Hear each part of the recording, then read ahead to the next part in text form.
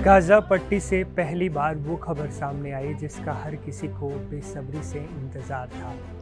Hamas ने खुले तौर पर कहा कि वो हथियार डालने को तैयार है, लेकिन एक कड़वी शर्त के साथ। हमास का कहना है कि जब तक एक आज़ाद फ़िलिस्तीनी देश की स्थापना नहीं होती जिसमें यरूशलेम राजधानी हो, तब तक वो न तो सत्ता छोड़ेगा न बंदूकें। अब इसे समझिए, कतर, सऊदी अरब और मिस्र जैसे बड़े मुस्लिम देशों ने भी पहली बार सार्वजनिक रूप से हमास से कहा, अब सत्ता छोड़ो और हथियार नीचे रखो। 22 अरब देशों की अरब लीग, पूरा यूरोपीय संघ और 17 अन्य देश, सब ने मिलकर रखा एक प्रस्ताव। बात साफ है, गाज़ा की सत्ता अब सिर्फ फिलिस्तीनी अथॉरिटी के हाथ में होनी चाहिए और हमास को डाउन होना होगा। लेकिन हमास ने मुस्लिम वर्ल्ड की बात मानने से ये कहते हुए इनकार कर दिया कि जब तक फिलिस्तीन आज़ाद देश नहीं बनता तब तक वो झुकेगा नहीं। इसी बीच हमास ने अपना खौफ दिखाने के लिए एक बेहद डरावना वीडियो जारी किया।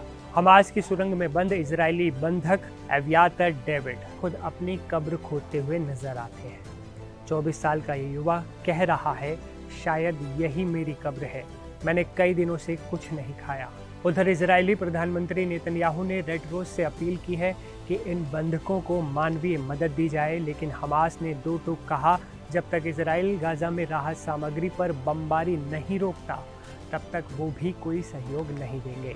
संयुक्त राष्ट्र भी अब साफ कह चुका है कि गाज़ा की गवर्नेंस, कानून व्यवस्था और सुरक्षा सिर्फ फिलिस्तीनी अथॉरिटी के पास होनी चाहिए और किसी के पास नहीं। अंतर्राष्ट्रीय समर्थन के साथ होना चाहिए ये सब कुछ। तो क्या हमास सत्ता छोड़ेगा? क्या यरूशलेम राजधानी वाला उसका सपना पूरा होगा, या फिर ये जंग अभी और लंबी चलेगी? हमास झुका, लेकिन पूरी तरह नहीं। कड़वी शर्तें लगाई हैं उसने।